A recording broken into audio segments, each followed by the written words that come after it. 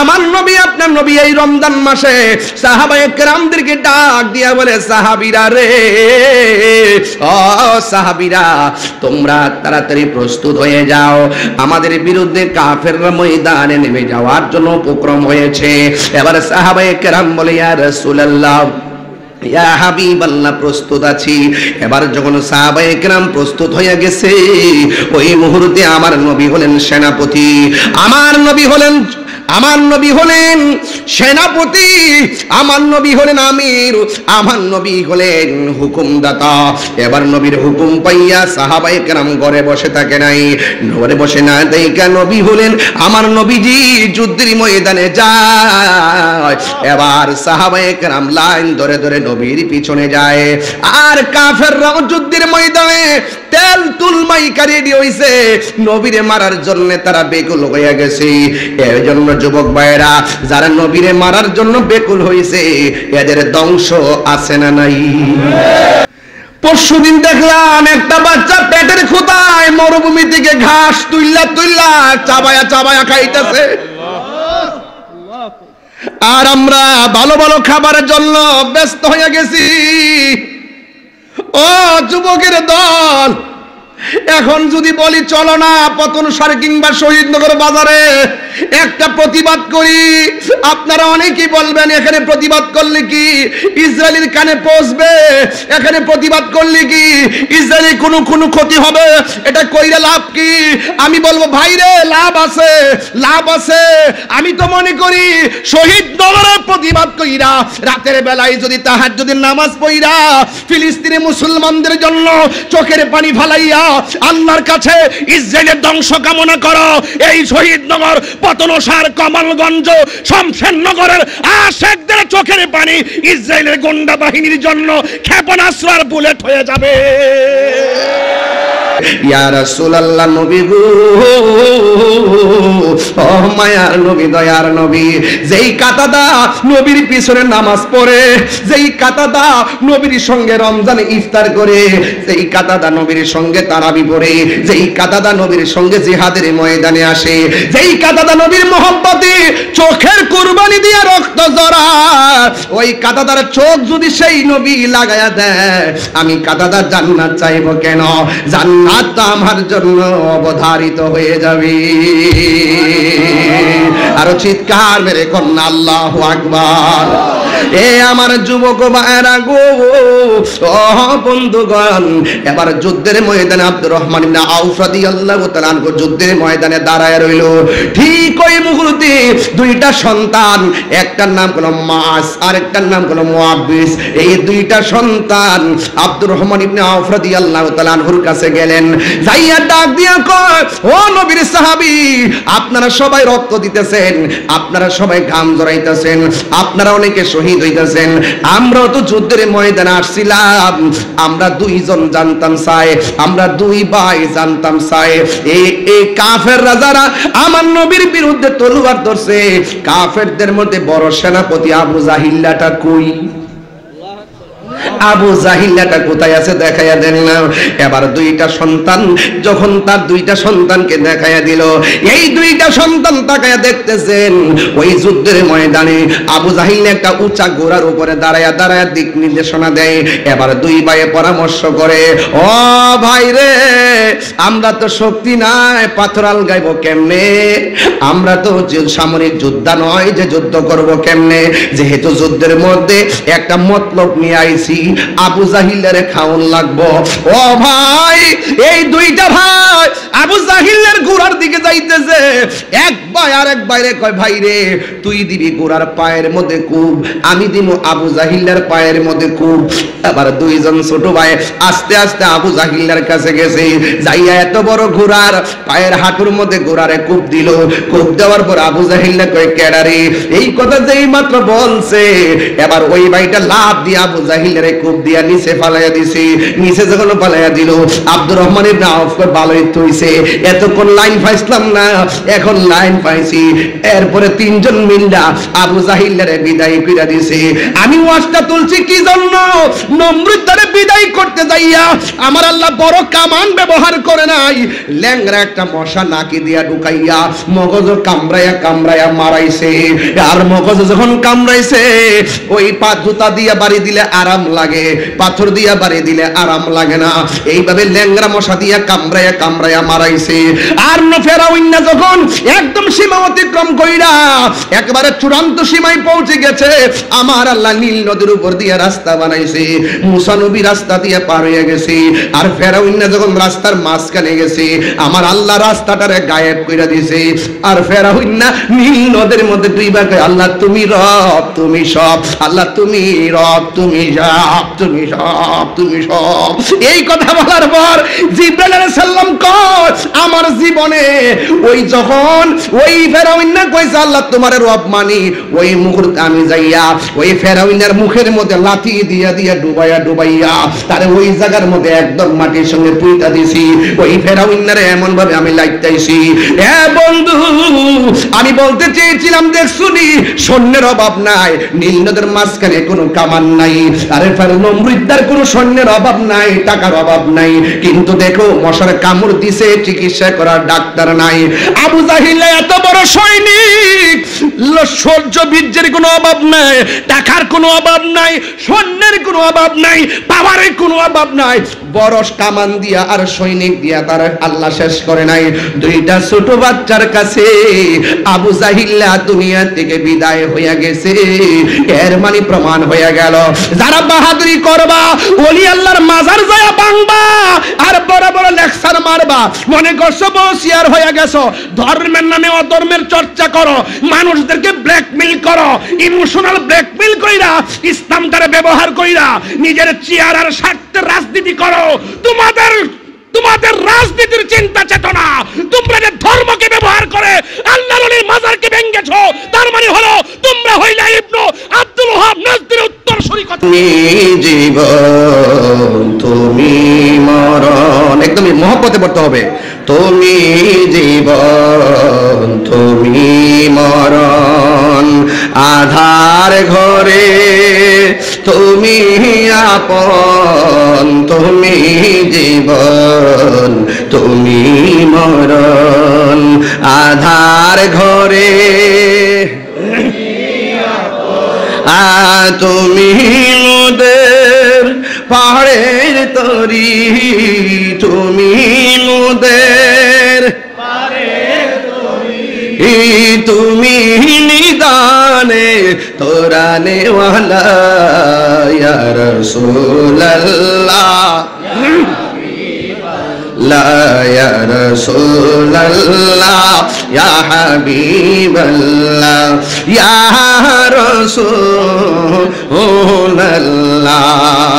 তুমি মোদের আশার আলো, তাই তো তোমার বাসি ভালো, তুমি মোদের আশার আলো। আমার যুবক ভাইরা,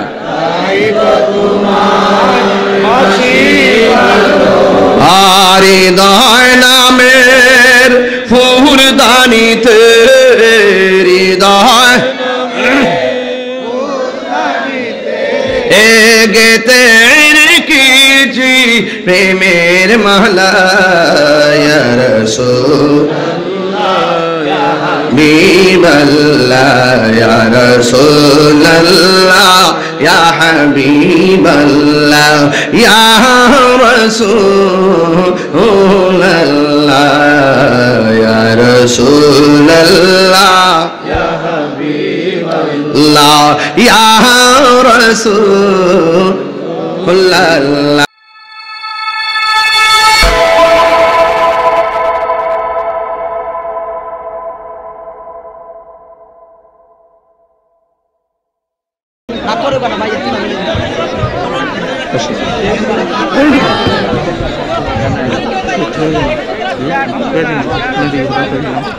আসসালামু আলাইকুম ওয়া রাহমাতুল্লাহি ওয়া বারাকাতুহু।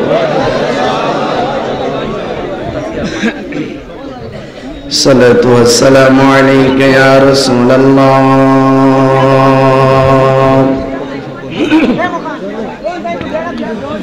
আসসালাতু ওয়াসসালামু আলাইকা ইয়া হাবিবাল্লাহ।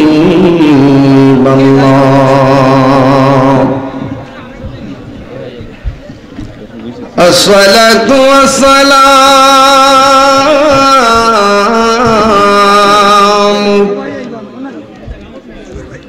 আলাইকা ইয়া শাফীউল মুযনিবিন।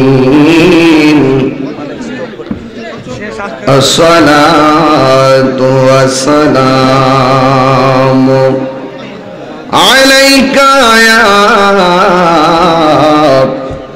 রাহমাতাল লিল আলামিন। আল্লাহুম্মা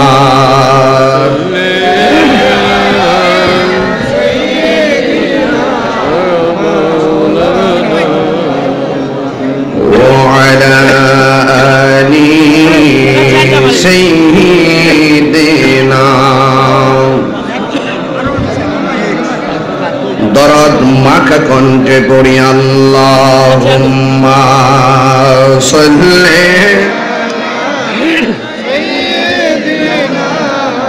মাওলানা মুহাম্মদ ওয়া আলা আলিহি সাইয়্যিদিনা।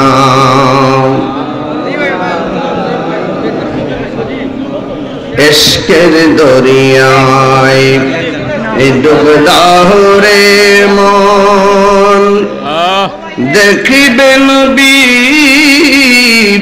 জির দিদার।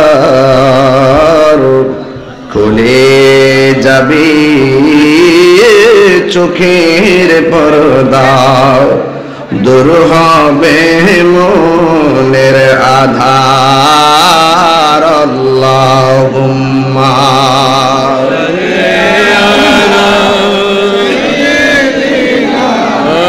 মাওলানা মুহাম্মদ ওয়া আলা আলি সাইয়্যিদিনা। মক্কা নগরে মদিনার শহরে এলেন নবীজি মুস্তাফা। ইসলাম প্রচার করে নবীজি শুয়ে রহিলেন মদিনা। আল্লাহুম্মা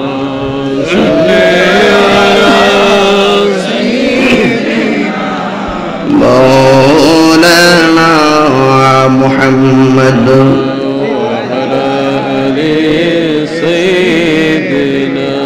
মাওলানা মুহাম্মদ। সকলে পড়ি আলহামদুলিল্লাহ।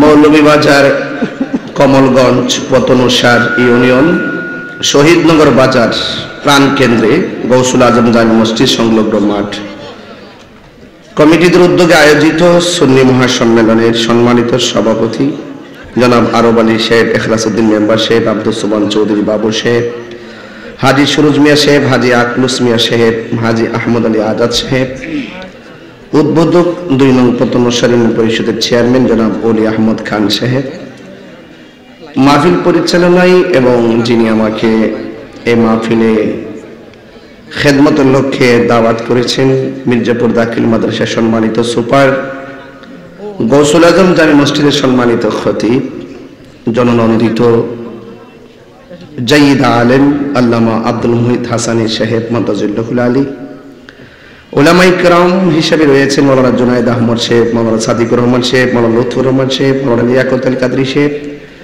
মাওলানা জুনিদুল ইসলাম চৌধুরী আদনান সাহেব, মাওলানা বদরুল ইসলাম খান সাহেব, আমন্ত্রিত অতিথিবৃন্দ জনাব হাজী ইখলাসুর রহমান সাহেব, তোয়াবুর রহমান তবারক সাহেব, সুমন খান সাহেব, দুরুদ আলী সাহেব, ইদ্রিস খান সাহেব, বিলাল হোসেন সাহেব সহ ইন্তেজামের কমিটির পক্ষে মহিবুর রহমান মুস্তফা, সেক্রেটারি ফখরুদ্দিন চৌধুরী জায়েদ সাহেব সহ সেক্রেটারি আব্দুল শহীদ সাহেব, কেশিয়ার মোহাম্মদ আসাদ আলী সাহেব, ডাক্তার আব্দুল আলী সাহেব, ফারুক মিয়া সাহেব, সাচ্চু মিয়া সাহেব, জুবেদ আলী সাহেব, শিল্পুল আহমদ, গৌসুল আজম জামি মসজিদের কমিটি এবং পতনসার বাজারের শহীদনগর বাজার সকল ব্যবসায়ী বৃন্দ, কমলগঞ্জের বিভিন্ন জায়গা থেকে আপনারা রমজান মাসে সারাদিন রোজা রেখেছেন এবং আমরা শেষ দিকে চলে আসছি। এতে গুরুত্বপূর্ণ মাসে আল্লাহ পাক আমাদেরকে একত্রিত হওয়ার সুযোগ দিয়েছেন। শুকরিয়া তান পড়ুন আলহামদুলিল্লাহ। লাখ কোটি দরুদ ও সালাম ওই নবীর নূরানি কদম মোবারকে, যিনি হায়াতুন নবী, নূর নবী, গায়েবের খবর দেন ওয়ালা হুজুরপুর নূর সাল্লাল্লাহু আলাইহি ওয়াসাল্লামের উম্মত হিসাবে আল্লাহ পাক আমাদের সকলকে কবুল করেছেন। এই জন্য শুকরিয়া তান আবারও পড়ি আলহামদুলিল্লাহ।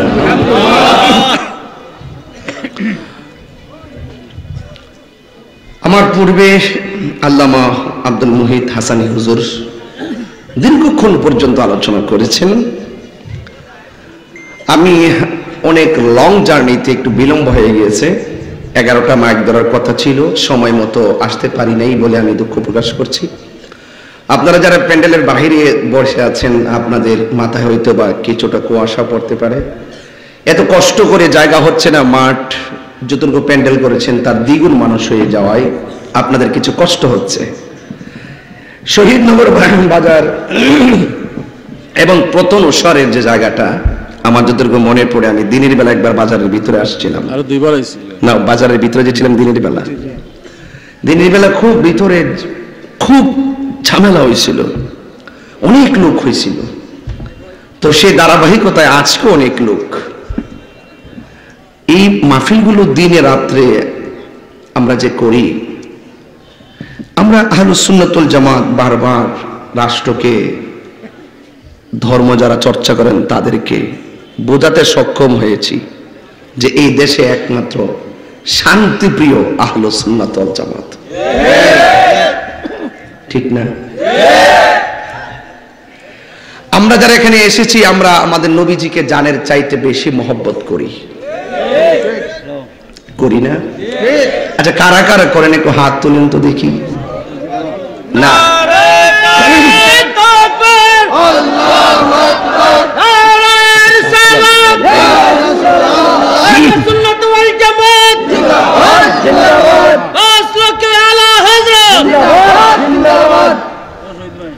এই রমজান মাসে আপনারা অনেকে ভাবতেছেন তাড়াতাড়ি রোজাটা শেষ হচ্ছে না কেন?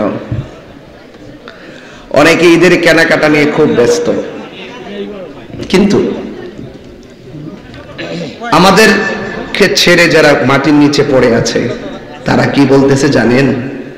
তারা বলতেছে, আল্লাহ রমজান মাসটা নিও না। কেন বলতেছে জানেন? হাদিস শরীফের মধ্যে এসেছে, রমাদানুল মুবারকে জাহান্নামীদেরকে জাহান্নাম থেকে মুক্ত করে দেওয়া হয়,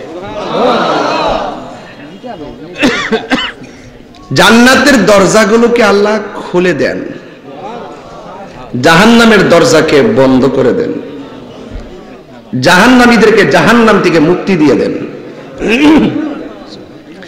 এই জন্য কবরবাসীরা শুধুমাত্র এটাই বলে, আল্লাহ রমজান মাসটা আপনি নিয়েন না, আরো বাড়ায় দেন। এই জন্য আল্লাহর হাবিব দোয়া করতেন, আল্লাহুম্মা বারিক লানা ফি রজব ওয়া শাবান ওয়া বাল্লিগনা রমাদান।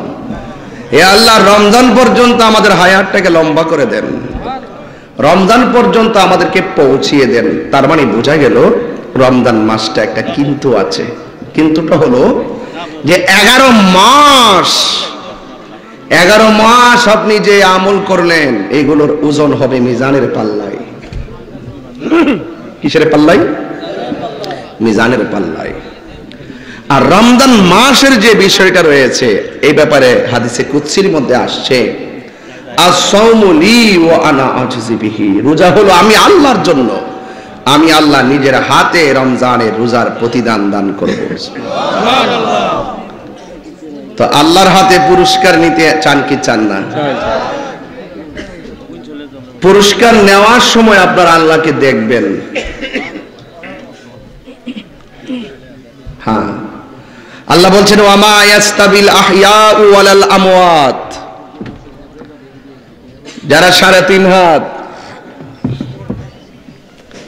যারা 3.5 হাত মাটির নিচে শুয়ে আছে এই মানুষগুলো, আর যারা 3.5 হাত মাটির উপরে হাঁটতেছে, বাজার করতেছে, চলতেছে, মার্কেট করতেছে, এই মানুষগুলো এক না।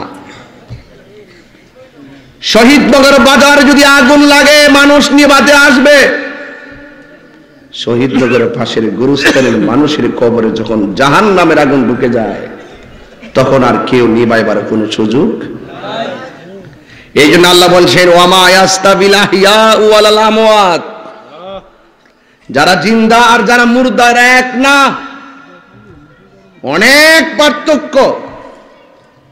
ইন্নাল্লাহা ইউসমিউ মাইয়াশা, আল্লাহ যাকে ইচ্ছা করেন তাকে কবরের আযাব দেখার ক্ষমতা দান করেন। আমার রাসূল কবরের আযাব দেখতেন। রাসূল বলেন আমি যখন মেরাজে গেলাম অনেক আযাব আল্লাহ আমাকে দেখাইছে, সবচাইতে বড় আযাব দেখছি কবরের আযাব। তাই তো নবীর সাহাবী যাকে রাসূল যুন্নুরাইন বলেছেন, যার নামও গনি গনি গনি, যিনি আমার নবীর 2 জন মেয়েকে বিয়ে করেছেন, উসমান যুন্নুরাইন, যিনি 10 জন সাহাবী জান্নাতের টিকিট পেয়েছেন, যিনি নিজেও জান্নাতের টিকিট পেয়েছেন। উসমান যুন্নুরাইন রাদিয়াল্লাহু তাআলা আনহু সব জায়গায় গেলে আনন্দিত উৎফুল্ল থাকতেন, কারণ রাসূল জান্নাতের টিকিট দিয়েছেন। তিনি নবীর 2টা কন্যাকে বিয়ে করেছেন। আল্লাহর হাবিব বলেছেন আমার যদি আর একটা কন্যা থাকতো আমি সেই কন্যাটাকেও আমি উসমানের কাছে বিয়ে দিতাম। কত ভালোবাসা, কত মহব্বত, কত প্রেম। এই উসমান যুন্নুরাইন সব জায়গায় গেলে শুধু আনন্দিত থাকতেন, একটা জায়গায় গেলে তিনি কান্না করতেন, সেই জায়গাটার নাম হলো কবর। ওনাকে প্রশ্ন করা হয় উসমান আপনি সব সময় উৎফুল্ল একটি মানুষ, কবরের পাশে গেলে কেন কান্না করেন?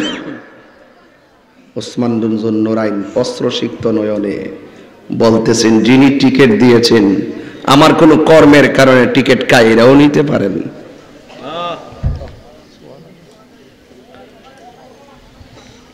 এই কবর বড় ডেঞ্জার। রাসূল বলছেন কবর হলো আখিরাতের প্রথম মঞ্জিল। এই কবর যার ভালো হবে হাসরের ময়দান ভালো হবে, হাসরের মাঠ যার ভালো হবে, মিজানের পাল্লা ভালো হবে, মিজানের পাল্লা যার ভালো হবে, পুলসিরাত ভালো হবে, পুলসিরাত যার ভালো হবে, নবীর ভালোবাসাবাসির কারণে সে নবীর পাশাপাশি জান্নাতে থাকবে।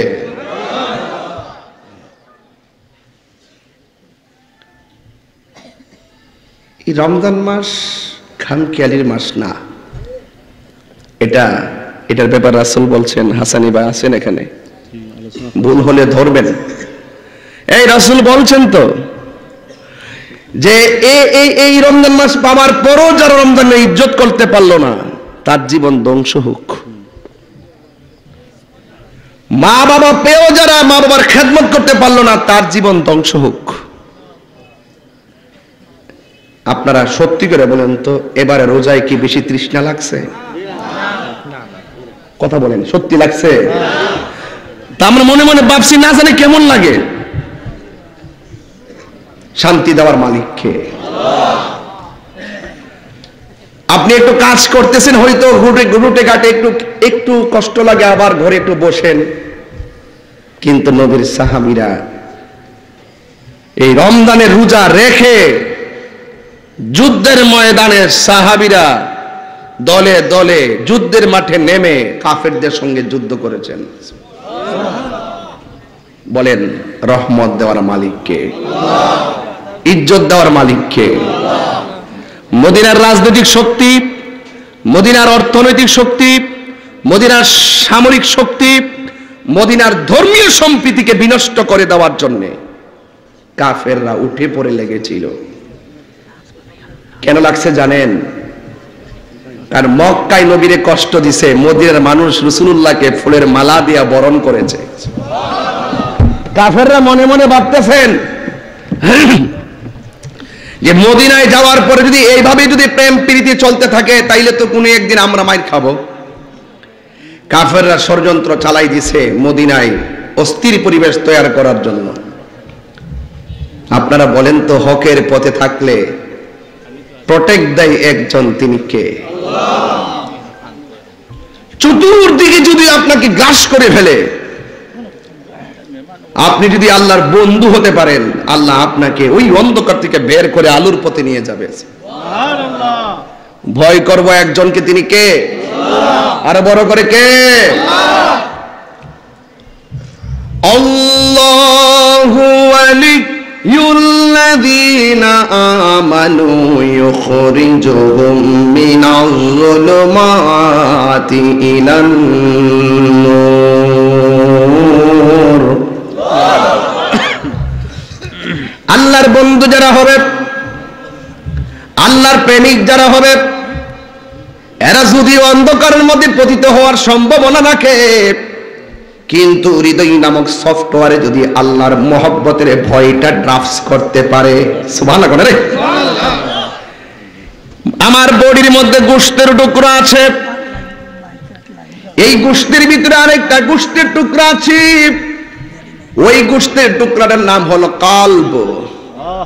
এই কালবটা যদি সঠিক থাকে আর ওই কালবে যদি আল্লাহর ভয় থাকে, আল্লাহ রাব্বুল আলামিন বলেন, আমি আল্লাহ তাদেরকে অন্ধকার থেকে বের করে আমি আল্লাহ আলোর পথে নিয়ে যাই। আল্লাহু আকবার বলেন না? হেদায়েত দেওয়ার মালিক কে? আল্লাহ। এখন ধরুন না এই মুহূর্তে আপনাদেরকে বিভিন্ন ধরনের অসামাজিকতা, বিভিন্ন ধরনের অস্থিরতা গ্রাস করেছিল।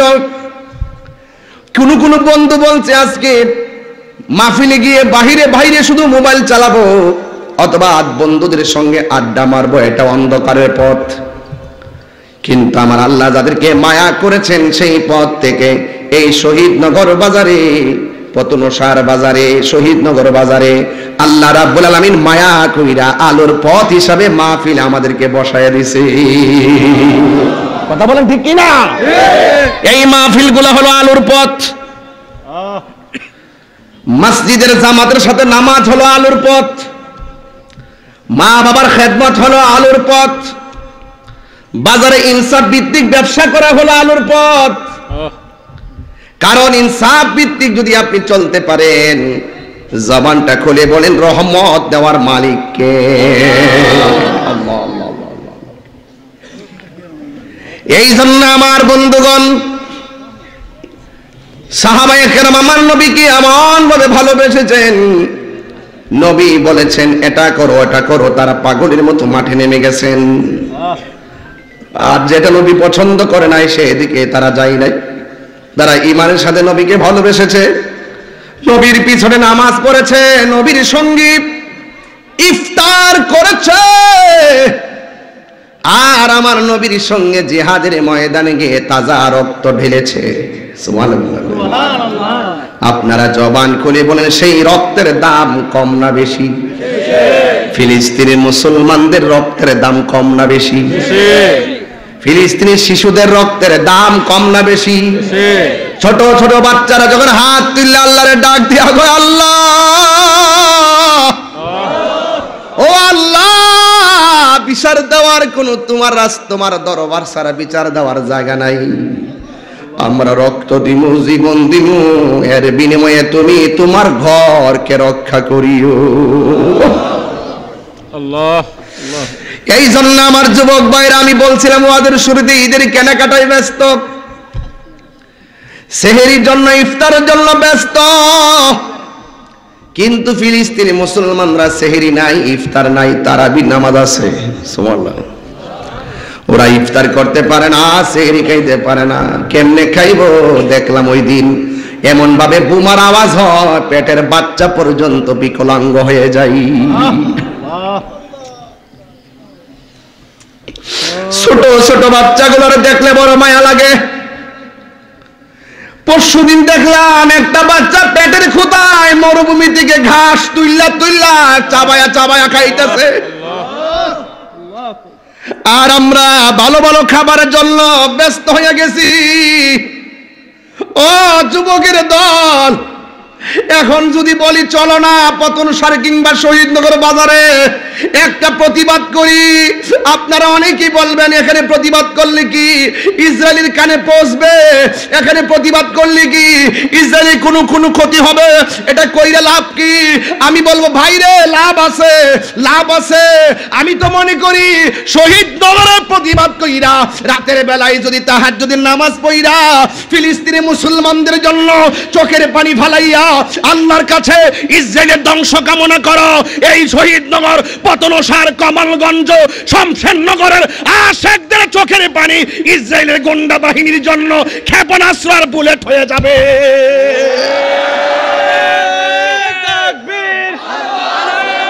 নারে রিসালাত, আহলে সুন্নাত ওয়াল জামাত, ফিলিস্তিন ফিলিস্তিন জিন্দাবাদ জিন্দাবাদ। আল্লাহু আকবার বলেন।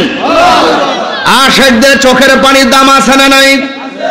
যদি আপনি মুমিন হন আপনার দোয়া আল্লাহ ফিরিয়ে দিবে না, যদি আপনি মুমিন হন চোখের পানি আল্লাহ ফিরিয়ে দিবেন। আল্লাহ বলছেন ওয়ালা তাহিনু ওয়ালা তাহসানু ওয়া আনতুমুল আ'লাউনা ইন কুনতুম মুমিনিন।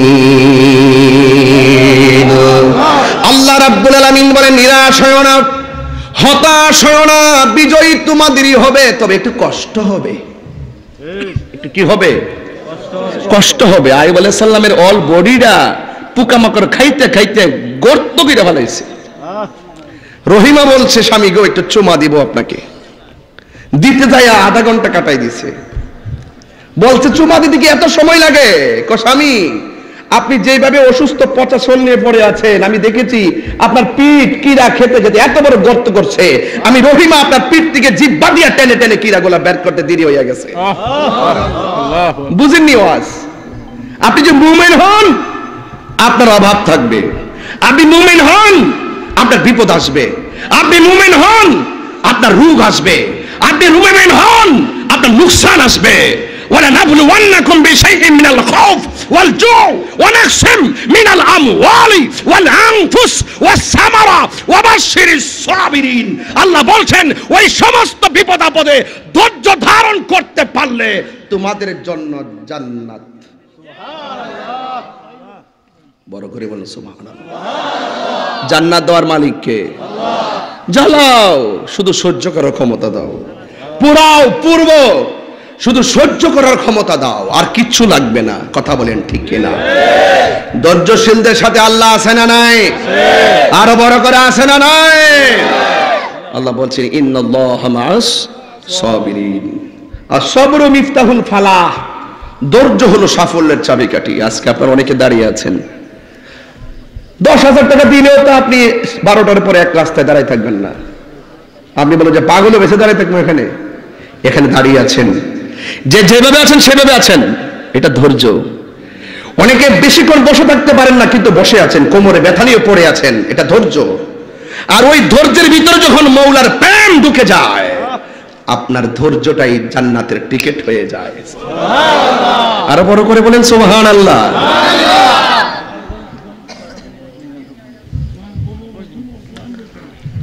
এই জন্য আমার ভাইয়েরা, there is no death of truth, সত্যের কোনো মৃত্যু নাই। যারা সত্য কথা বলে তাদের কোনো মৃত্যু নাই। হকের পথে থাকলে মনে রাখবেন তাদের মৃত্যু নাই। আপনারা জবানটা খুলে বলেন সত্যের পথে থেকে জীবন দিলে, জীবন দেওয়ার সময় রক্ত গেলে, জীবন দেওয়ার সময় ঘাম গেলে, এই ঘাম এবং রক্তের দাম আল্লাহর কাছে কম না বেশি?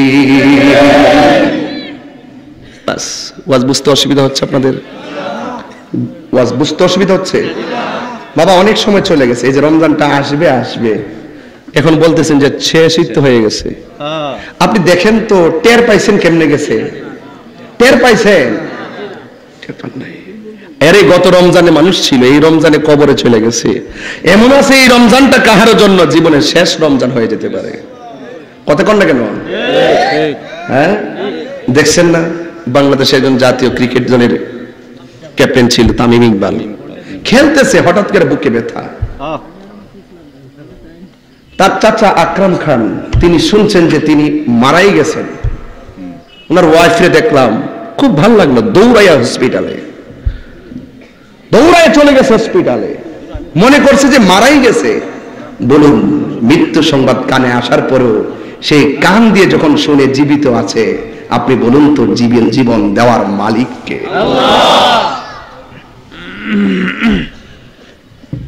মানুষের জন্য দোয়া করবেন, হোক আপনার বিপরীতে সে রাজনীতি করে, হোক আপনার সাথে তার শত্রুতা আছে, যখন সে বিপদে পড়বে, অসুস্থ হবে, তাকে দেখতে যাবেন।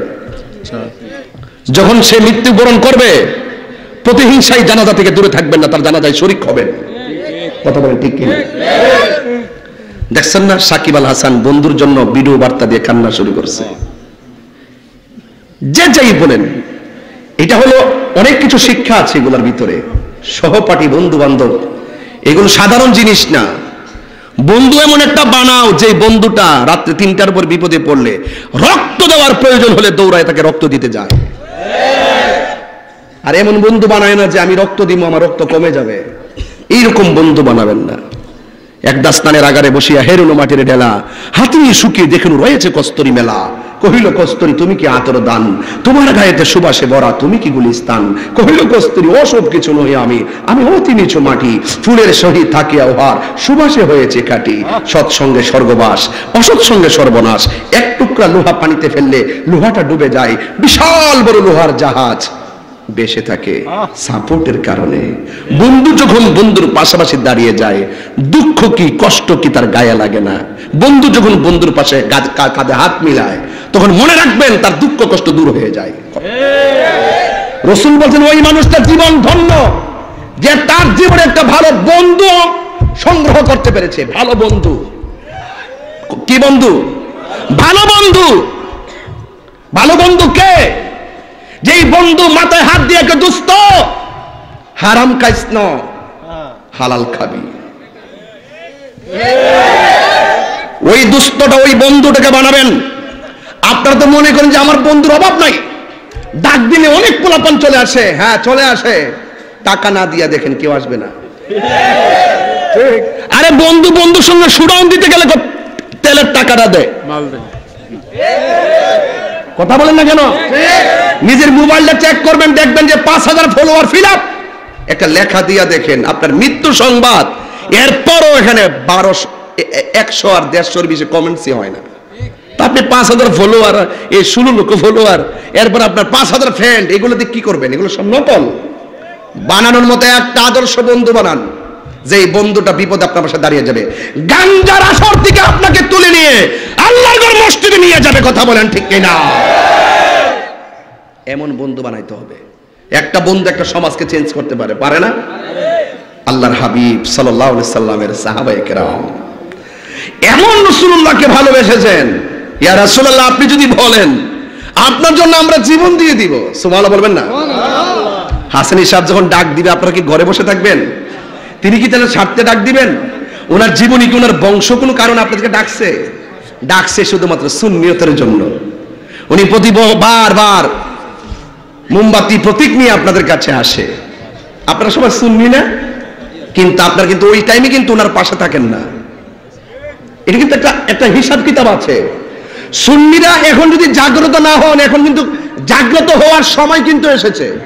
কথা বলেন না কেন? জাগ্রত হওয়ার সময় কিন্তু এসেছে। এতদিন যে আমরা বলছি দেখে রে সুন্নি একমাত্র আপন, এছাড়া যারা আছে তারা শুধুমাত্র আমাদের উপেনে গোপনে ষড়যন্ত্রে লিপ্ত। কথা কোন ঠিক?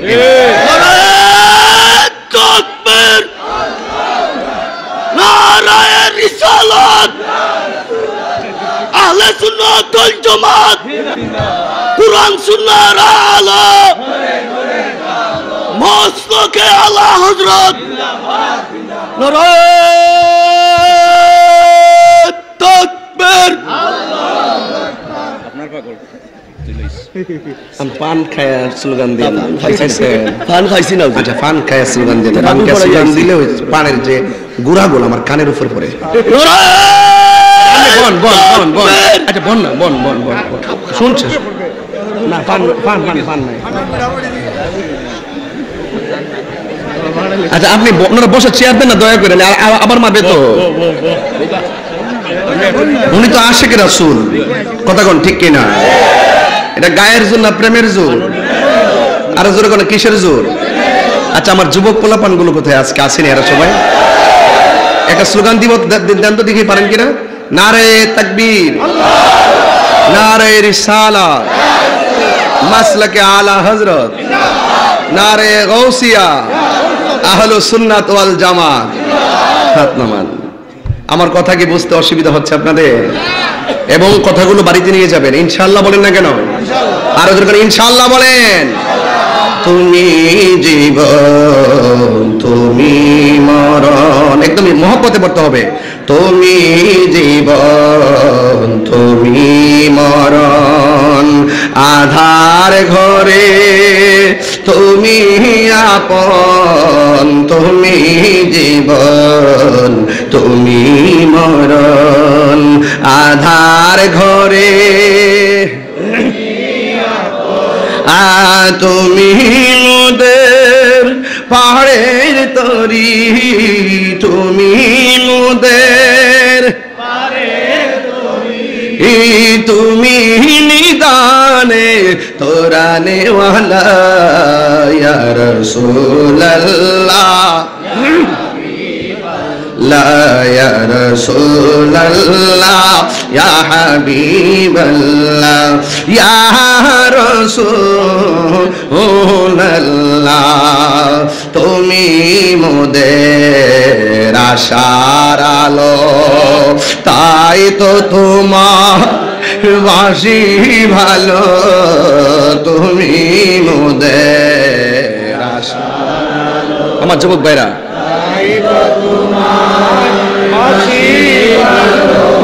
আর হৃদয় নামের ফুলদানিতে, হৃদয় এগেতে রেখেছি প্রেমের মালা, ইয়া রাসূলুল্লাহ, হাবিবাল্লাহ, ইয়া রাসূলুল্লাহ, ইয়া হাবিবাল্লাহ, ইয়া রাসূলুল্লাহ, ইয়া রাসূলুল্লাহ, ইয়া হাবিবাল্লাহ, ইয়া রাসূলুল্লাহ। জোরে জোরে কি আল্লাহু আকবার বলা যাবে না? হায়রে ও আমার পদ্মনুসারের বন্ধু, কি দিয়ে আওয়াজ বুঝাবো? আমরা নবীর পাগল, সন্দেহ আছে? কথা কোন সন্দেহ আছে? আমরা কার পাগল? আমরা নবীর পাগল, এতে কোনো সন্দেহ? আমার নবী, আপনার নবী রহমাতুল লিল আলামিন সাহাবায়ে কেরামদেরকে যখন বলতেন নেমে যাও, নেমে যেতেন। এর দ্বারা প্রমাণ হয়ে গেল শুধুমাত্র খানকায় বসে বসে তাসবিহ জপার নাম ইসলাম নয়, মাঝে মাঝে হককে প্রতিষ্ঠা করার জন্য ময়দানে নেমে যাওয়ার নাম ইসলাম। এই জন্য তাহিরি কখনো নরম, কখনো গরম, ঠিক কিনা বলেন? হাসানে সাহেব কখনো নরম, কখনো গরম, কখনো ঘাম জড়াইতে হবে, আবার কখনো রক্ত ঢেলে দিতে হবে। আমার নবী একটা নয়, দুইটা নয়, আমার নবী 27 বার তলোয়ার নিয়ে ময়দানে নেমে গেছে। তাইলে বোঝা গেল ইসলাম আল জিহাদু মাযিন ইলা ইয়াউমিল কিয়ামাহ, জিহাদ কিয়ামত পর্যন্ত চলবে। কথা বলেন ঠিক কিনা? এই জন্য আমরা জিহাদের ময়দানে যাওয়ার জন্য প্রস্তুত আছি না নাই? আমার নবী বলেন সবচাইতে বড় জিহাদ হলো নিজের সঙ্গে জিহাদ করা। আমার কামনা বাসনা এদিকে আমি যাব না, এই জন্য নিজের সঙ্গে জিহাদ করার নাম হলো বড় জিহাদ রে। ও বন্ধু, কে কি হইছে ওই চিন্তাটা পরে করেন, আগে নিজে কি হতে পেরেছেন সেই চিন্তা করার দরকার আছে না নাই? মান আরাফা নাফসাহু ফাকাদ আরাফা রাব্বাহু, যে নিজের নিজে চিনতে পেরেছে সেই আমার আল্লাহকেও চিনতে পেরেছে। এই জন্য আমার যুবক ভাইরা, আমার নবী আপনার নবী এই রমজান মাসে সাহাবায়ে কেরামদেরকে ডাক দিয়া বলে, সাহাবীরা রে, ও সাহাবীরা, তোমরা তাড়াতাড়ি প্রস্তুত হয়ে যাও, আমাদের বিরুদ্ধে কাফেররা ময়দানে নেমে যাওয়ার জন্য উপক্রম হয়েছে। এবার সাহাবায়ে কেরাম বলে, ইয়া রাসূলুল্লাহ, ইয়া হাবিবাল্লাহ, প্রস্তুত আছি। এবার যখন সাহাবায়ে কেরাম প্রস্তুত হয়ে গেছে, ওই মুহূর্তে আমার নবী হলেন সেনাপতি, আমার নবী হলেন সেনাপতি, আমার নবী হলেন আমির, আমার নবী হলেন হুকুমদাতা। এবার নবীর হুকুম পাইয়া সাহাবায়ে কেরাম ঘরে বসে থাকে নাই, ঘরে বসে না দেইকা নবী হলেন আমার নবীজি যুদ্ধের ময়দানে যায়। এবার সাহাবায়ে কেরাম লাইন ধরে ধরে নবীর পিছনে যায়, আর কাফেররাও যুদ্ধের ময়দানে তেল তুলমাইকা রেডি হইছে, নবীরে মারার জন্য তারা বেকুল হয়ে গেছে। এর জন্য যুবক ভাইরা, যারা নবীরে মারার জন্য বেকুল হইছে, এদের ধ্বংস আছে না নাই? আর জোরে কোন আছে না নাই? আমার নবীরে মারার জন্য যখন তারা রেডি, ইসলামের নাম নিশানা মুছে ফেলার জন্য যখন রেডি, সাহাবায়ে কেরামদেরকে মারার জন্য যখন তারা রেডি, আপনারা জবান খুলে বলেন সাহায্য করার মালিক কে? আল্লাহ রাব্বুল আলামিন বলেন, ওয়ালাউ কুনতু নাসরাকুমুল্লাহু বিবাদরি ওয়া আনতুম আযিল্লা। ও বন্ধু, আমি আল্লাহ রাব্বুল আলামিন আপনাকে সাহায্যের পারমিশন দিব, আমি আল্লাহ আপনাকে সাহায্য করব। এই জন্য যুবক ভাইরা আমার নবী পাকের সংখ্যা ছিল মাত্র 313 জন, আর কাফেরদের সংখ্যা ছিল 1000। দেখবেন কারবালার জমিনে তাকায়া দেখেন, আর ওই ইয়াজিদ বাহিনীর সৈন্য সংখ্যা ছিল হাজার হাজার, আর ইমাম হুসাইনের কাফেলা ছিল মাত্র 72 জন। এই জন্য সুন্নিরা কোনোদিন চিন্তা করে না, সুন্নিরা এইগুলা নিয়ে ভাবে না। দেখবেন ফালের ফাল দেখা যায় রাস্তাঘাটে, ফালের ফাল দেখা যায় রাস্তাঘাটে, কিন্তু সুন্নিরা দেহের দিক দিয়া নগণ্য জীর্ণ শীর্ণ হতে পারে, আমার দিকে তাকায় দেখেন এত খাওন খাই মোটা হই না, দেখেন শরীর একবারে চিকনা চাকনা, কিন্তু লাগায়া দেন না আমার সাথে। আমরা লাঠি দিয়া মারামারি পছন্দ করি না, লাঠি দিয়া বাইরা বাইরি পছন্দ করি না, সন্ত্রাসী আমরা পছন্দ করি না, জঙ্গিবাদী বোমাবাজি আমরা পছন্দ করি না। আমরা সুন্নিদের লড়াই হবে দলিলের লড়াই, ঠিক কিনা? হাত তুলে বলো ঠিক কিনা বলো।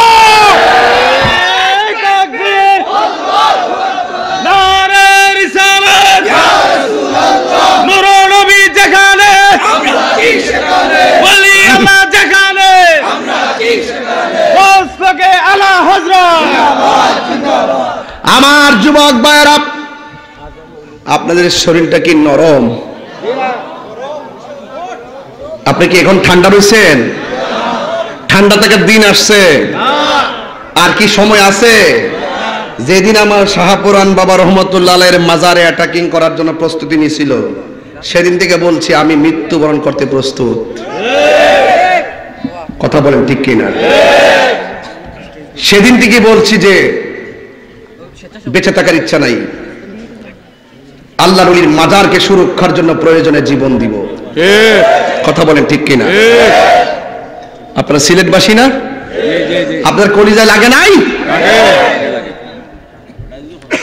এই জন্য বলছি সুন্নিরা এখন, যদি আমরা আলাদা সুন্নিরা যদি একটা প্ল্যাটফর্ম তৈরি করতে পারি, সব আমরা পিছে পিছে ঘুরবে। কারণ এই দেশে শতকরা 65 থেকে 70% সুফিবাদী মুসলমান। কথা বলেন ঠিক কিনা?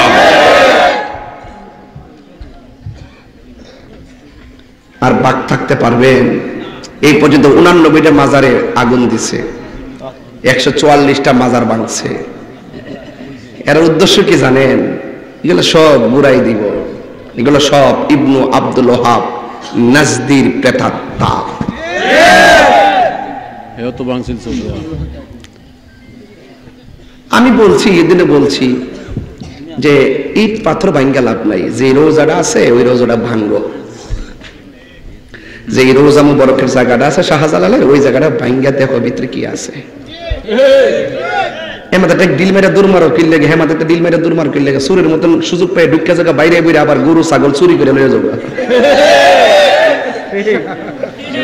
সারা জীবন শুনছি এরা ইমান চুর, এখন দেখতেছি গরু চুর, দেখছি চুর, ছাগল চুর, দুম্বা চুর, গাছ চুর, মাছ চুর। হ্যাঁ, কোন জায়গাতে পড়লাম রে, এমন কীর্তি তো জীবনে দেখছি না। প্রকাশ্য ওপেন আরেকবার সম্পদ লয়ে যেতেছে গা, এটা কোন অধিকার নিতেছে? আবার কম মাজারে মাজার বলে পূজা করে, মাজারে বলে সেজদা করে, মাজারে বলে শিরিক করে। তো তোরা কোন দলিলের বলে গরু চুরি করে লিখেছ গা? এগুলা আমরা আশা করি না। হ্যাঁ সুন্নিরা, আপনারা এক থাকবেন নি? পারি না আপনাকে কারণে, কোন একটা প্রয়োজনে আপনারা মাঠে পাই না। এই যে হাসানি বাড়িলে মাঠে আমো, যদি কই যে হাসানি বাড়িলে একটা মিছিল দিমু, মোমবাতি মোমবাতি, আমরা কেমন জানা আমরা আরেক দল করি।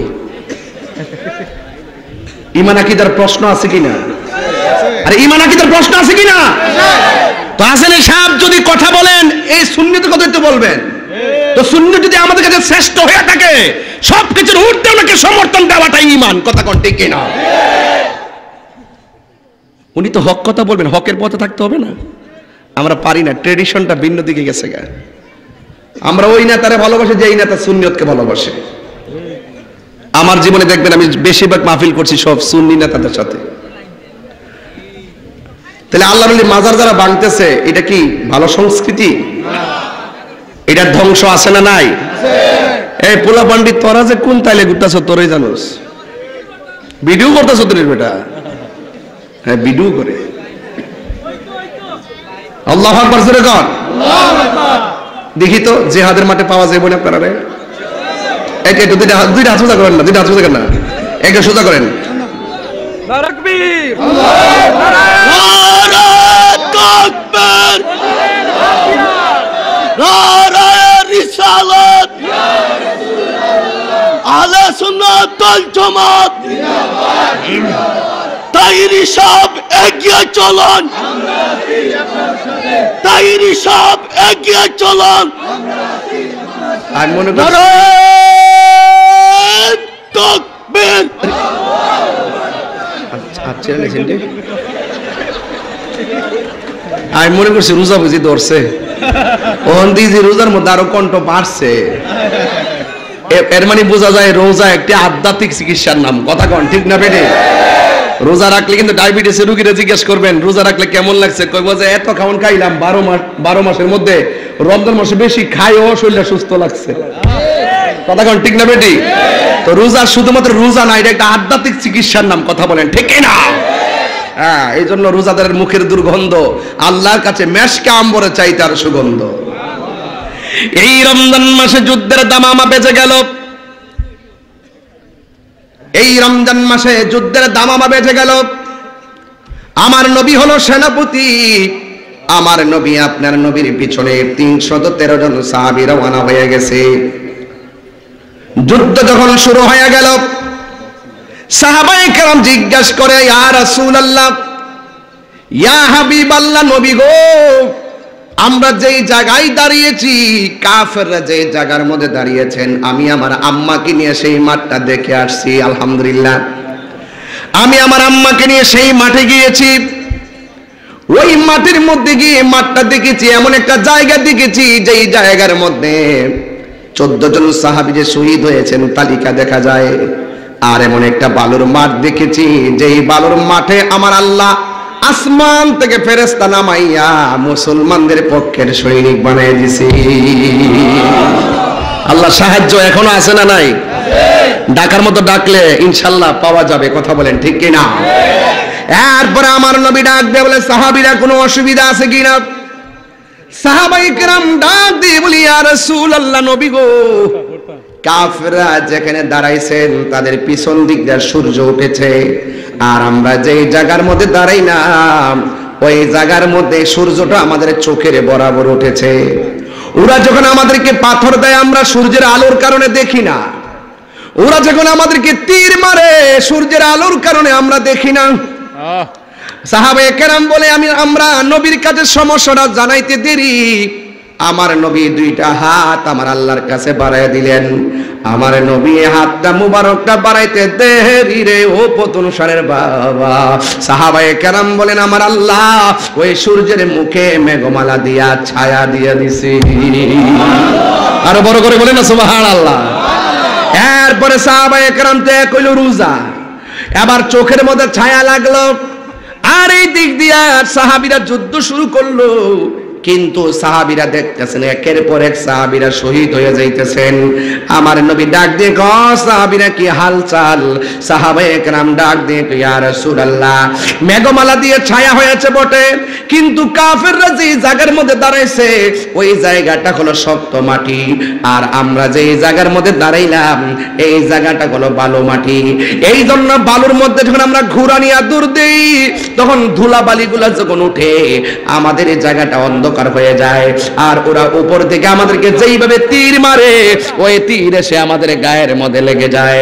এই জন্য আমরা ধুলাবালির কারণে আমরা তীর দেখি না, ধুলাবালির কারণে পাথর দেখি না।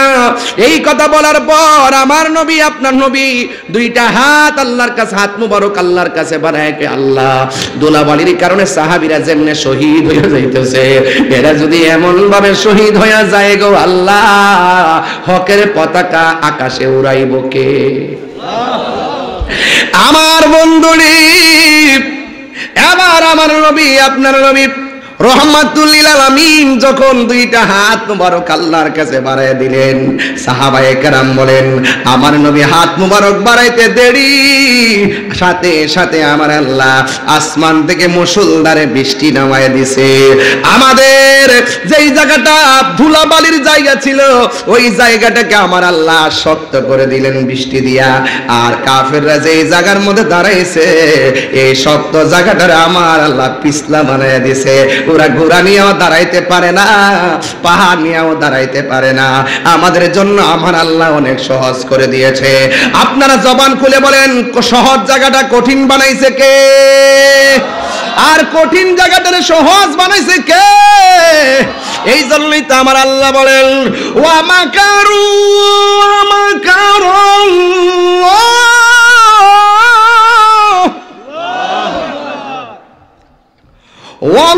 ওয়াল্লাহু খায়রুল মাকিরিন।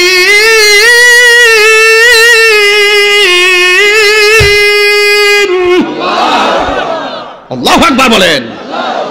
আপনি যত কৌশল করেন না কেন সব কৌশলের জবাব দেওয়ার জন্য প্রস্তুত রয়েছেন কে? আপনি যত চালাকি করেন না কেন সব চালাকির জবাব দেওয়ার জন্য আল্লাহ অপেক্ষা করছেন। আল্লাহ ছাড় দিয়েছেন, মনে করবেন না যে আল্লাহ ছেড়ে দিবেন। কাগজে কলমে লিখে রাখেন যেদিন থেকে এক শ্রেণীর উগ্রবাদীরা আল্লাহর ওলির মাজারে আক্রমণ করেছে আমি সেদিন বলেছি তোদের গজব অপেক্ষা করতেছে। কথা বলেন ঠিক কিনা? তাকবীর, আল্লাহু আকবার, নারে রিসালাত, ইয়া রাসূলুল্লাহ। নবী ওলির দুশমনেরা আল্লামা পীর মুফতি গিয়াসউদ্দিন আত-তাহিরি সাহেব কথা বলেন না কেন? শক্ত জায়গা নরম পিছলা বানায় দিছে কে? ইন্নাহু হুয়া ইউবদি ওয়া ইউঈদ, he is the forgiving and loving. Allah প্রেমময়, আল্লাহ ক্ষমাশীল। আল্লাহ ছাড় দিয়েছেন, মনে করো না ছেড়ে দিবেন। আরে তুমি যে রোজা না রেখে ইফতার করতে বসছো, এই যে একটা পানির বোতল আছে এই পানির বোতলটা যখন আপনার হাতে নিবেন, আরে আপনি যখন রোজা না থাইকা পাবলিককে ধোঁকা দিয়ে যায় ইফতার পার্টিতে বসে আপনি পানিটা পান করতেছেন, ইচ্ছা করলে কিন্তু পানিটা দিয়ে ভান লাগায় আপনাকে আল্লাহ মেরে ফেলতে পারতো। Right right. রাতের বেলা যে আপনি খেতে বসলেন, এদিকে তাকান প্লিজ, নট লাফ, এদিকে তাকান। আপনি যে নামাজ না পড়ে ক্যারাম বোর্ড খেলছেন যেই হাত দিয়ে খেলছেন, আল্লাহ যদি অ্যাকশন নিত, যেইভাবে শনিবারকেও সীমা লঙ্ঘন করার কারণে মানুষটিকে বানর হয়ে গেছে, আপনি যেইভাবে নামাজ না পড়া আপনি ওই শহীদনগর বাজারে ক্যারামবোর্ড খেলছেন, আড্ডা মারছেন, ইচ্ছে করলে আমার আল্লাহ ওই জায়গায় স্ট্রোক করাইয়া কোমর থেকে নিচ পর্যন্ত অবশ করে দিতে পারত। মনে রাখবেন না যে আল্লাহ ছেড়ে দিবেন, ছাড় দিয়েছেন, ঘুরতে থাকো, ছেড়ে দিবেন না। যারা যারা পরিমাণে হিসাব নিবে, একজন হিসাব নিবে, তিনি কে? আরে বাবা, এই যে মিল ফ্যাক্টরি আছে আপনার এলাকায়, 30 দিনের ভিতরে 4 দিন তো শুক্রবার, শনিবার যদি বন্ধ থেকে 8 দিন, শেষ আছে 22 দিন। 22 দিনের ভিতরে যদি আপনি 12 দিন ডিউটিতে না যান, আপনার কি বেতন দিবে? দিবে? ইমার্জেন্সি কারণে না গেলে ইমার্জেন্সি বিবেচনা হবে। আল্লাহ বলছে তোর ইমার্জেন্সি যদি হয়, তুই দাঁড়াইয়া পড়তে না পারলে বইসা পড়, বইসা না পারলে শুয়ে পড়, শুয়ে না পারলে ইশারায় পড়। তুই সুস্থ থেকে ছাইরা দিছস, ইন্না বাতশা রাব্বিকা লাশাদীদ। তুই জানোস না আমি কত শক্ত, আমি যেমন কাহার, খুব কাহার। যুবক আপনাকে বলছি, বয়স কত আপনার? কত? 75। দেখা যায় 50 বছরের মতন। আল্লাহ আরো হায়াত দারাজ করুক, আমিন। মাশাআল্লাহ, প্রায় 69, আরো বেশি হইব না? একটু কমাই গেছে আর কি। হ্যাঁ, একটু কমাই। আচ্ছা, আপনার কি কষ্ট হইতেছে নাকি আবার? আমি একটু এই অঞ্চলে এত বেশি আসছি আমি, জাভেদ ভাই আর আজাদ ভাই, এই এলাকায় আমি এত বেশি আসছি এই অঞ্চলে, যে আস্তে আস্তে মনে হয়েছে যে আমরা একটা এলাকার মানুষ। এই এলাকা যতবার আসছি বলতে পারবেন কোনোদিন আপনারা কষ্ট দিছি? এই যে খেদমত করতেছি, খেদমতের কোনো কারচুপি করি? জান প্রাণ দিয়ে খেদমত করি। এই যে এত তুফান আমার ব্যাপারে, আমরা জানেন না সবকিছু? আমি কি দুম দিছি? আমি বলছি আমার হাতের কবজার দাম আছে। এই হাত দিয়ে নবীর প্রেমের লেখা লেখে, এই হাত দিয়ে নবীর বিরুদ্ধে কথা লেখে না। এই হাতের মধ্যে হ্যান্ডকাপ লাগাতে, হাত করা পড়াতে 1 কোটি বার চিন্তা করতে হবে। কথা বলেন ঠিক না বেটি? প্রয়োজনে হুসাইনের মতন জীবন দিয়ে দিব, কিন্তু ঈমান দিব না। কথা বলেন না কেন? আমি বলছি 22 দিনের মধ্যে 12 দিন না গেলে বেতন দিব? অসুস্থ হলে বিবেচনা। তো আল্লাহ তো আপনার অসুস্থ সময় বিবেচনা করছেন। তো আপনি যে ইজিলি সুস্থ হইয়া, এই যে বেচারাই বললো 80 বছর, একটু গোপন করছে আমার থেকে, পরে আমি বলছি যে 50 বছরের মতো। আর এরা তো নেক কাজ করছে বেশি, মোবাইল টোবাইল টিপছে না। তোরা যে ফুলাফান সব বিতু বলি, যদি বলি যে একটু 5 মিনিট হাতটি তুইলা রাখো, একটু ফের কর,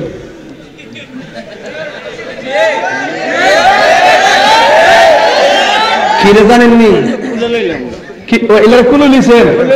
খুলে নিছে রে, খুলে নিছে বেড়াই, তখন দাঁড়িয়ে দূরে রেখা পাশাপাশি বয়ে গেছে গা। শুনেন,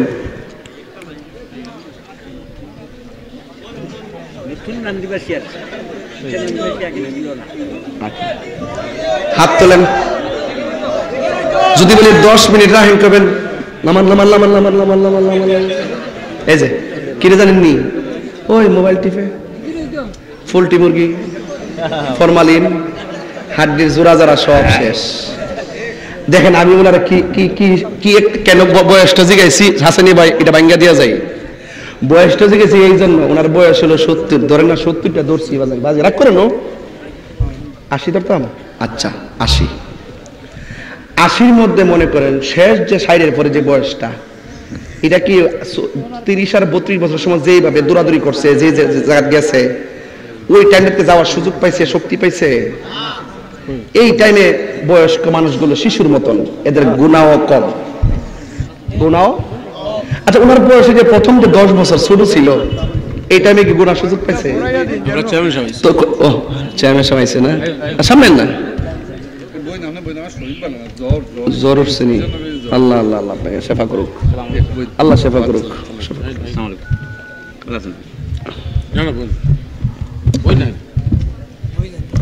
বন্য সুবিধা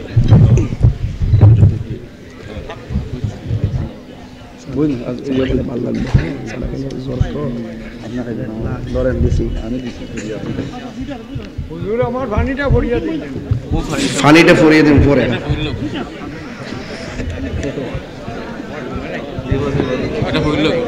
আচ্ছা সিকির হইতো ইনশাল্লাহ। এই ফুলা ফান্ডির কারণে আমার কত দিকটা যেমন লাগে, শুধু এর মনটা ঠিক রাখবার লাগে। এটা গজল গাইতাম নি, গজল নারে তাকবীর। এই কোনটা আওয়াজ কম হইছে। নারে তাকবীর, নারে রিসালাত, আহলুস সুন্নাত ওয়াল জামাত, কোরআন সুন্নাহর আলো। তুমি কে আমি কে, নীরব না বিপ্লব, নীরব না বিপ্লব। এটা আমি বাইর করছি, আবিষ্কার তাহিরি। কালকে ও সিটাগাং হালি সরজায় হাসানি ভাই, হালি সরজায় এক ফতোয়া দিছি, আগে যারা নবীর সঙ্গে বেয়াদবি করবে এদেরকে সালাম দেওয়া যাবে না,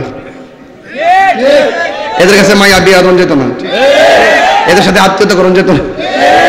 ফতোয়া তাহিরি বেড়াইতে সব আসা শুরু করছে। এই নবীর প্রেমিকদের সঙ্গে থাকলে লাভ আছে না নাই? আরো আছে না নাই? একটু মাইকলে একটা জিকির লো, ওই যে আল্লাহ আল্লাহ জিকিরটা লো, কোনটা বলছে? ও গো নবী প্যারা নবী তোমারি দরবার যে তাহি গেলে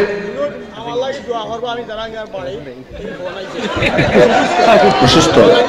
এটা কি আমার না মাহফিলে? বিসমিল্লাহির রহমানির রহিম। আরে বাবা আমি কেড়ে কইছি আমার না মাহফিলে, শুনো রেকর্ডিং হইতেছে না, নাইলে কই যে মাহফিলটাকে মেরে দিছি এর লাগা। আলহামদুলিল্লাহ, আল্লাহ আল্লাহ তাআলা শেফা করুক, আমিন কর। আরো জোরে করে আমিন। দেখছেন না আপনাদের সাথে আমার কেমন ভাব, ওই তুইতে এমনও হইছে যে ফ্যামিলির মতো কথা বলতেছি, কথা কোন ঠিক না বেডে?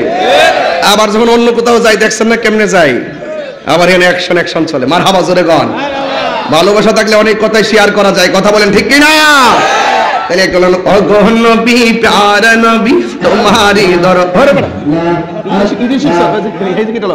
ও গো নবী প্যারা নবী তোমারি দরবার যেতাই গেলে একবার যেতে চাই বারবার।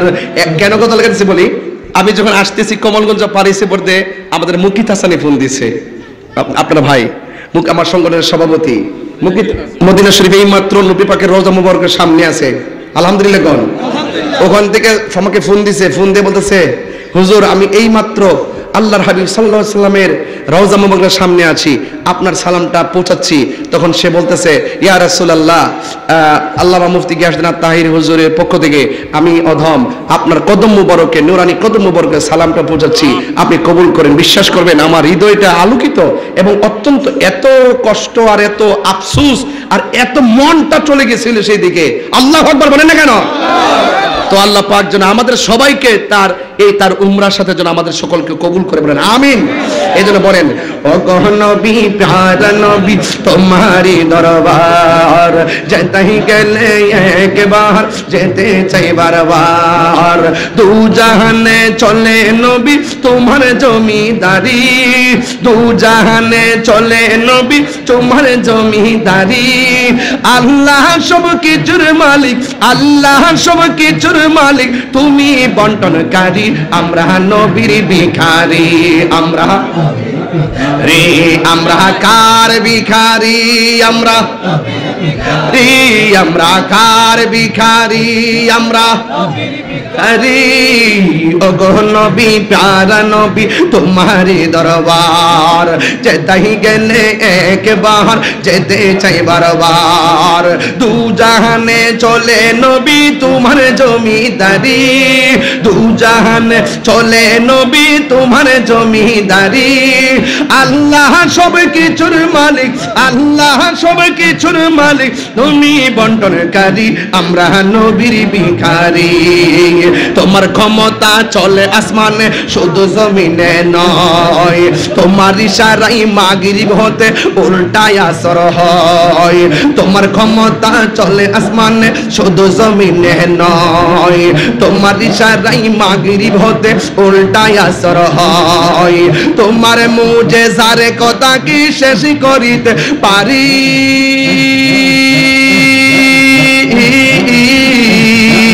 তোমার মুজেজারে কথা কি শেষ করিতে পারি।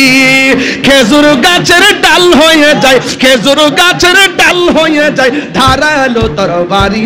আমরা নবীর ভিখারি, আমরা নবীর ভিখারি গয়, আমরা নবীর ভিখারি, আমরা নবীর ভিখারি।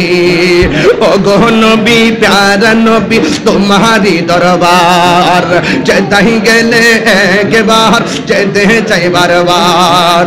দু জাহানে চলে নবী তোমার জমিদারি, দু জাহানে চলে নবী তোমার জমিদারি। আল্লাহ সব কিছুর মালিক, আল্লাহ সব কিছুর মালিক, তুমি বন্টনকারী।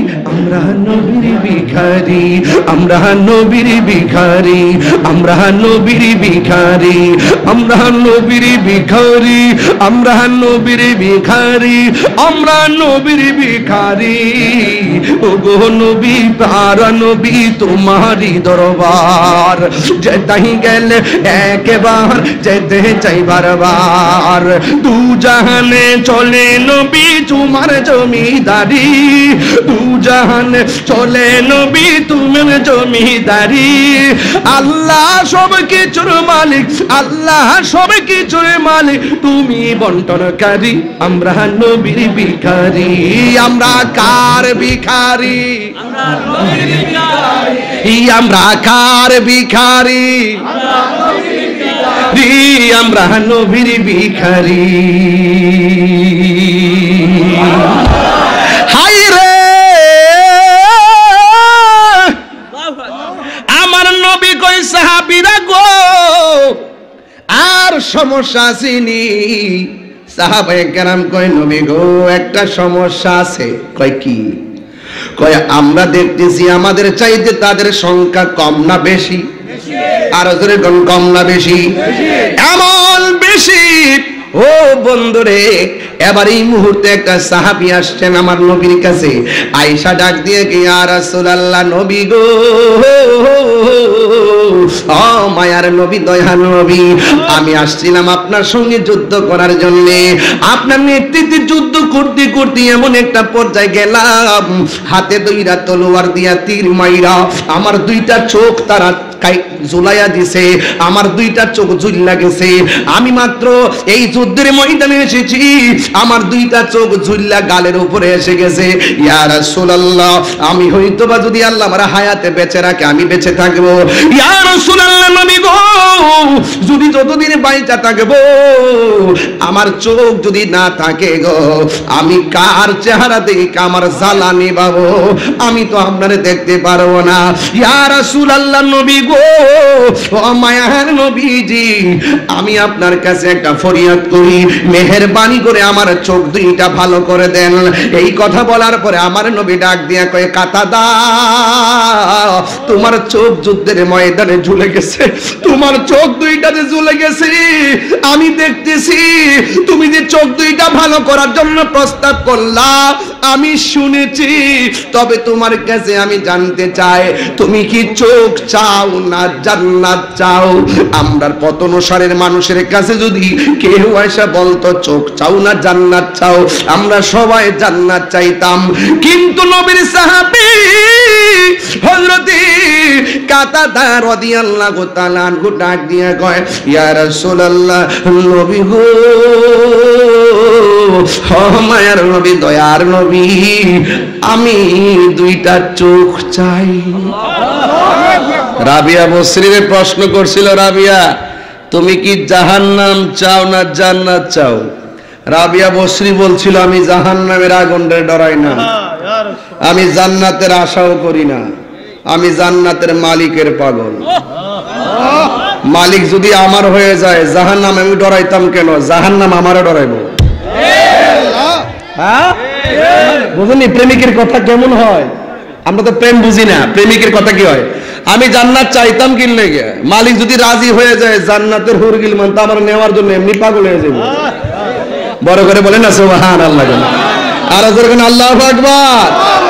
এই গজলের বইটা নিয়ে যাবেন, কাজে লাগবে, আপনার মায়ের নিয়ে দিবেন, দেখবেন খুশি হয়ে যাবে। মারহাবা গান 50 টাকা দিয়ে নিয়ে যাবেন, আমার এক মুরিদ নিয়ে আসছে, মারহাবা গান।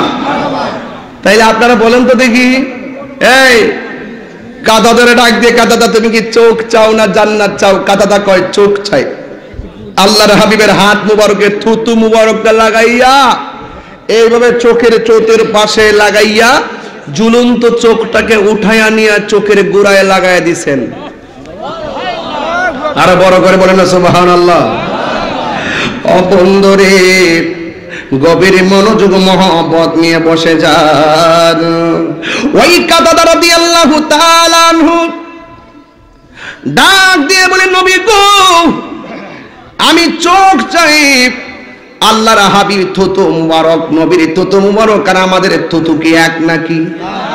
আমার নবী যখন ওযু করতেন সাহাবায়ে কেরাম বলতেন, ইয়া রাসূলুল্লাহ, ওযুর পানির সঙ্গে আপনি থুতু মুবারক ছাড়েন, উজুর পানি গড়গড়ার সঙ্গে কাশ মুবারক ছাড়েন। ওই সাহাবীরা নবীর কাশ মুবারকটা হাতের মধ্যে লইয়া তাদের চেহারার মধ্যে ফেয়ার এন্ড লাভলির মতন ব্যবহার করত। যতক্ষণ পর্যন্ত এই কাশ মুবারক চেহারায় থাকতেন, সাহাবায়ে কেরাম রাস্তা দিয়ে গেলে অন্যান্যরা বলতো, কি রে সাহাবী, তোমার চেহারায় দি মেশকে হাম্বরের গ্রাম দেখা যায়। আল্লাহু আকবার। নারে রিসালাত, আহলে সুন্নাত ওয়াল জামাত, কুরআন সুন্নাহর আলো, মাসলাকে আলা হযরত, নারে তাকবীর, আল্লাহু আকবার। শুনেন, নবীর থুতু মুবারক কি আমরা থুতুর মতো? এক কথা কোন না কেন? নবীর প্রস্রাব মুবারক কি আমাদের মতো? নবীর পায়খানা মুবারক কি আমাদের মতো? নবীর পসিনা মুবারক কি আমাদের মতো? তো তুমি নবীর আমার মতন সাধারণ মানুষ বলতেছো, নবী বিয়ে করছে, আমরা বিয়ে করছি, নবী তো আমরার মতন বড় ভাইয়ের মতন, এই কি আচরণ করে এগুলো? এই আচরণগুলো করবেন, ঈমান নোকসানে যাবে। কথা বলেন ঠিক না বেঠিক? আল্লাহর হাবিব থুতু মুবারকটা দিয়ে ওই কাতাদার দুইটা চোখের চতুর্পাশে প্রলেপ দিয়ে যখন দুইটা জ্বলন্ত চোখ বসাইয়া দিছে, ওই কাতাদা ডাক দিয়ে কয়, ইয়া রাসূলুল্লাহ, নবী গো, ও মায়ার নবীজি, আপনি থুতু মুবারক দিয়ে চোখটা শুধুমাত্র চোখের সংস্থানে বসাইয়া দিছেন। আমি আগে যেমন দেখতাম এখন আরো সুন্দর পাওয়ার সহকারে দেখি। এবার নবী প্রশ্ন করে, সাহাবী রে, তুমি আমার কাছে জান্নাত চাইলা না, তুমি আমার কাছে কেন চোখ দুইটা চাইলা?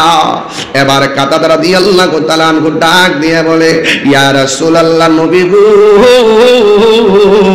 ও মায়ার নবী, দয়ার নবী, যেই কাতাদা নবীর পিছনে নামাজ পড়ে, যেই কাতাদা নবীর সঙ্গে রমজানে ইফতার করে, যেই কাতাদা নবীর সঙ্গে তারাবি পড়ে, যেই কাতাদা নবীর সঙ্গে জিহাদের ময়দানে আসে, যেই কাতাদা নবীর মহব্বতে চোখের কুরবানি দিয়ে রক্ত জড়া, ওই কাতাদার চোখ যদি সেই নবী লাগায়া দেয়, আমি কাতাদার জান্নাত চাইবো কেন? জান্নাত তো আমার জন্য অবধারিত হয়ে যাবে। আরো চিৎকার মেরে কন্যা আল্লাহু আকবার। এ আমার যুবক ভাইরা গো, ও বন্ধুগণ, এবার যুদ্ধের ময়দানে আব্দুর রহমান ইবনে আউফ রাদিয়াল্লাহু তাআলা আনহু যুদ্ধের ময়দানে দাঁড়ায় রইল। ঠিক ওই মুহূর্তে দুইটা সন্তান, একটার নাম হলো মাস আর একটার নাম হলো মুআব্বিস, এই দুইটা সন্তান আব্দুর রহমান ইবনে আউফ রাদিয়াল্লাহু তাআলা আনহুর কাছে গেলেন। যাইয়া ডাক দিয়া কয়, ও নবীর সাহাবী, আপনারা সবাই রক্ত দিতেছেন, আপনারা সবাই ঘাম ঝরাইতেছেন, আপনারা অনেকে শহীদ হইতেছেন, আমরাও তো যুদ্ধের ময়দানে আসছিলাম, আমরা দুইজন জানতাম চাই, আমরা দুই ভাই জানতাম চাই, এই কাফের রাজারা আমার নবীর বিরুদ্ধে তলোয়ার ধরছে, কাফেরদের মধ্যে বড় সেনাপতি আবু জাহিল্লাটা কই? আবু জাহিলাটা কোথায় আছে দেখাইয়া দেন না। এবার দুইটা সন্তান যখন তার দুইটা সন্তানকে দেখাইয়া দিল, এই দুইটা সন্তান তাকায়া দেখতেছেন ওই যুদ্ধের ময়দানে আবু জাহিল একটা উঁচা ঘোড়ার উপরে দাঁড়ায়া দাঁড়ায়া দিক নির্দেশনা দেয়। এবার দুই ভাইয়ে পরামর্শ করে, ও ভাই রে, আমরা তো শক্তি নাই, পাথর আলগাইবো কেমনে? আমরা তো সামরিক যোদ্ধা নয় যে যুদ্ধ করব কেমনে? যেহেতু যুদ্ধের মধ্যে একটা মতলব নিয়ে আইছি, আবু জাহিলের খাওন লাগবো। ও ভাই, এই দুইটা ভাই আবু জাহিলের ঘোড়ার দিকে যাইতেছে। এক ভাই আর এক ভাইরে কয়, ভাই রে, তুই দিবি ঘোড়ার পায়ের মধ্যে কূপ, আমি দিব আবু জাহিলের পায়ের মধ্যে কূপ। আবার দুইজন ছোট ভাই আস্তে আস্তে আবু জাহিলের কাছে গেছে, যাইয়া এত বড় ঘোড়ার পায়ের হাঁটুর মধ্যে ঘোড়ারে কূপ দিল। কূপ দেওয়ার পর আবু জাহিল কয়, কেডারে? এই কথা যেই মাত্র বলছে, এবার ওই ভাইটা লাফ দিয়ে আবু জাহিলের কূপ দিয়া নিচে ফালাইয়া দিছে। নিচে যখন ফালাইয়া দিল, আব্দুর রহমান ইবনে আউফ কয়, ভালোই তো হইছে, এতক্ষণ লাইন পাইছিলাম না, এখন লাইন পাইছি। এরপরে তিনজন মিল্লা আবু জাহিলের বিদায় কইরা দিছে। আমি ওয়াজটা তুলছি কি জন্য? নমরুদ্দারে বিদায় করতে যাইয়া আমার আল্লাহ বড় কামান ব্যবহার করে নাই, ল্যাংরা একটা মশা নাকি দিয়া ঢুকাইয়া মগজ কামড়াইয়া কামড়াইয়া মারাইছে। আর মগজ যখন কামড়াইছে, ওই জুতা দিয়া বাড়ি দিলে আরাম লাগে, পাথর দিয়া বাড়ি দিলে আরাম লাগে না, এইভাবে ল্যাংরা মশা দিয়া কামড়াইয়া কামড়াইয়া মারাইছে। আর ফেরাউন যখন একদম সীমা অতিক্রম কইরা একবারে চূড়ান্ত সীমায় পৌঁছে গেছে, আমার আল্লাহ নীল নদীর উপর দিয়ে রাস্তা বানাইছে, মুসা নবী রাস্তা দিয়ে পার হয়ে গেছে। আর ফেরাউন যখন রাস্তার মাঝখানে গেছে, আমার আল্লাহ রাস্তাটারে গায়েব কইরা দিয়েছে। আর ফেরাউন নীল নদীর মধ্যে দুই ভাগে, আল্লাহ তুমি রব তুমি সব, আল্লাহ তুমি রব তুমি সব, তুমি সব তুমি সব। এই কথা বলার পর জিবরাইল আলাইহিস সালাম কয়, আমার জীবনে ওই যখন ওই ফেরাউন কইছে আল্লাহ তোমার রব মানি, ওই মুহূর্তে আমি যাইয়া ওই ফেরাউনের মুখের মধ্যে লাঠি দিয়া দিয়া ডুবাইয়া ডুবাইয়া তারে ওই জায়গার মধ্যে একদম মাটির সঙ্গে পুইতা দিছি। ওই ফেরাউনের এমন ভাবে আমি লাইটাইছি। এ বন্ধু, আমি বলতে চেয়েছিলাম দেখছুনি সৈন্যের অভাব নাই, নীল নদের মাঝখানে কোনো কামান নাই, আরে নমরুদ্দার কোনো সৈন্যের অভাব নাই, টাকার অভাব নাই, কিন্তু দেখো মশার কামড় দিছে, চিকিৎসা করার ডাক্তার নাই। আবু জাহিল এত বড় সৈনিক, সহ্য বীর্যের কোনো অভাব নাই, টাকার কোনো অভাব নাই, সৈন্যের কোনো অভাব নাই, পাওয়ারের কোনো অভাব নাই, বড় কামান দিয়া আর সৈনিক দিয়া তার আল্লাহ শেষ করে নাই। দুইটা ছোট বাচ্চার কাছে আবু জাহিল্লা দুনিয়া থেকে বিদায় হইয়া গেছে, এর মানে প্রমাণ হইয়া গেল যারা বাহাদুরি করবা, ওলি আল্লাহর মাজার যায় ভাঙবা আর বড় বড় লেকচার মারবা, মনে করছো বসিয়ার হয়ে গেছো, ধর্মের নামে অধর্মের চর্চা করো, মানুষদেরকে ব্ল্যাকমেইল করো, ইমোশনাল ব্ল্যাকমেইল কইরা ইসলামটারে ব্যবহার কইরা নিজের চেয়ার আর স্বার্থের রাজনীতি করো। তোমাদের রাজনীতির চিন্তা চেতনা, তোমরা যে ধর্মকে ব্যবহার করে আল্লাহর ওলির মাজারকে ভেঙেছো, তার মানে হলো তোমরা হইলা ইবনে আব্দুল ওহাব নাজরীর উত্তরসূরি। কথা বলেন ঠিক কিনা বলেন? তাকবীর, নারায়ে তাকবীর, আল্লাহু আকবার, নারায়ে রিসালাত, ইয়া রাসূলুল্লাহ, আহলে সুন্নাত ওয়াল জামাত জিন্দাবাদ জিন্দাবাদ, ওলি আল্লাহর দুশমনেরা হুঁশিয়ার সাবধান, চালালে তলোয়ার গর্জে উঠুন তাকবীর, আল্লাহু আকবার। কথা কি পরিষ্কার? যতই লড়ার ফড়র করো, আমরা ইসলামের কথা বলতেছি, এই জায়গা থেকে আমরা রাজনীতি ট্যাগ দিবেন না। 49টা রাজনীতি দল আছে, যার জন্য মন চায় রাজনীতি করুক, আমার কোনো আপত্তি নাই।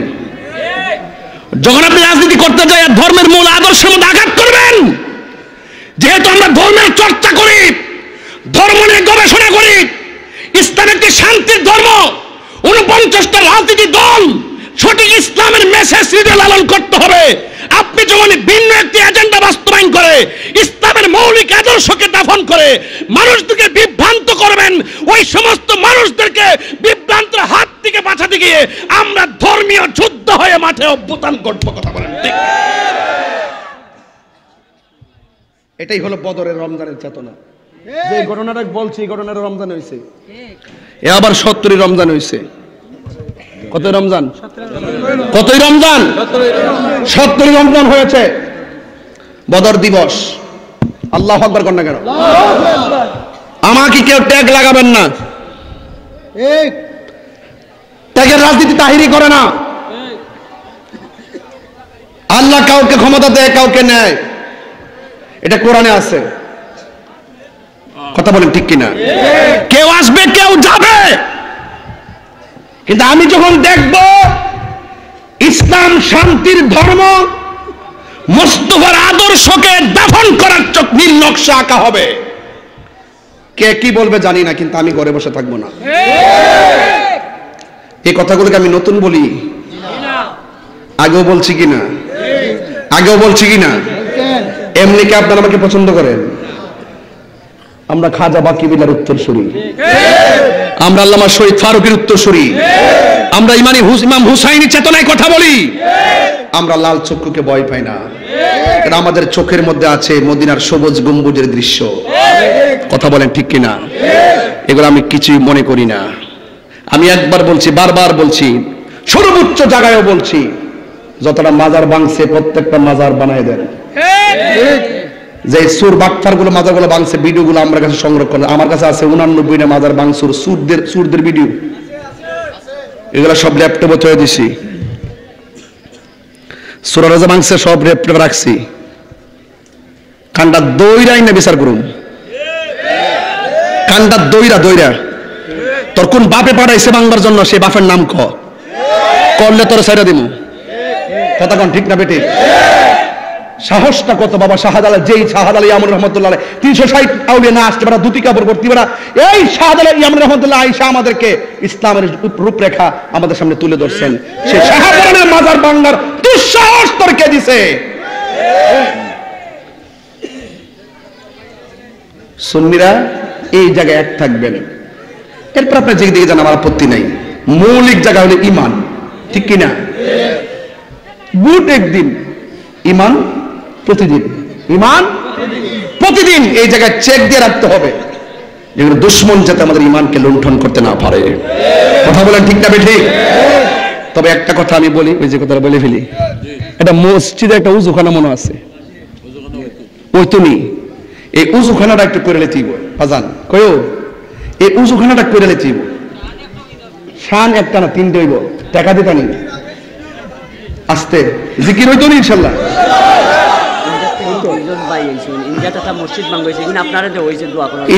ইন্ডিয়া থেকে এক ভাই আমারে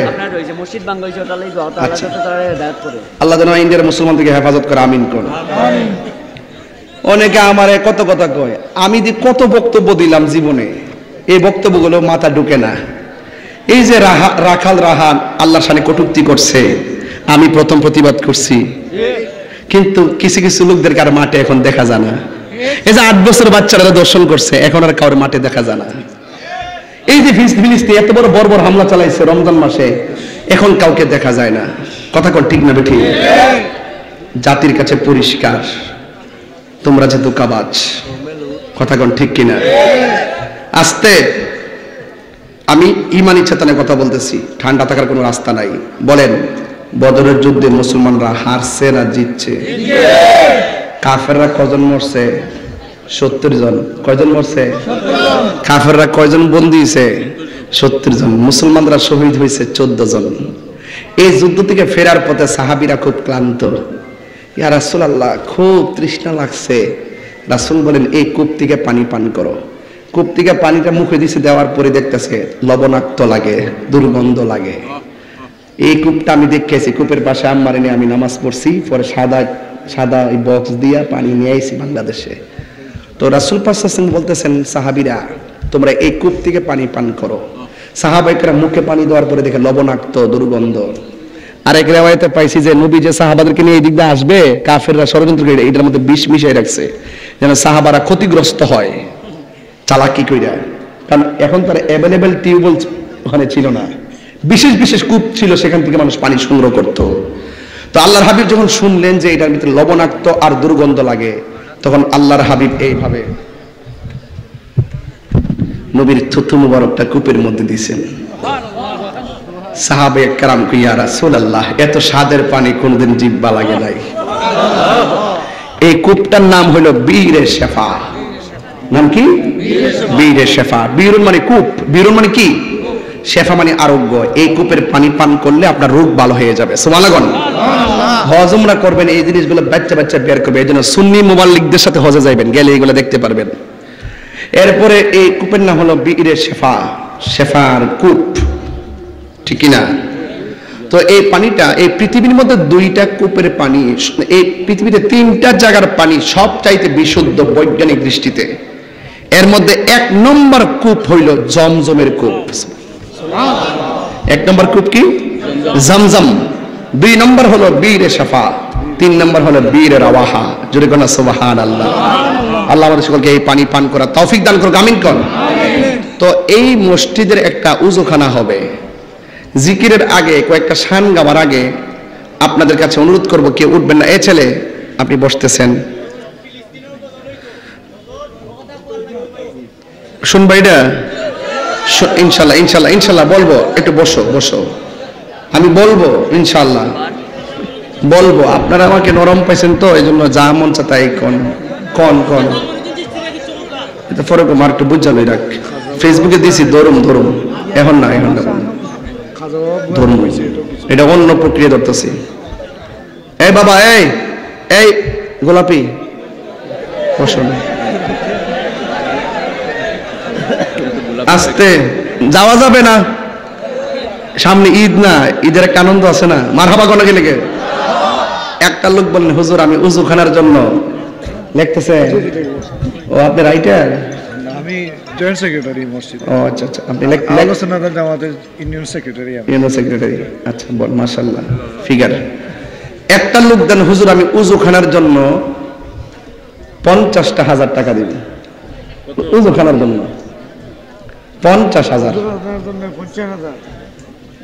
কেউ আসেননি উযুখানার জন্য 50,000 টাকা দিবেন? ছেলে বিদেশ থাকে, আল্লাহ আপনার তৌফিক দিছে, এমন একটা লোক আসেনি। কাউকে ডাক্তার আনার 5,000 টাকা কাউকে বল।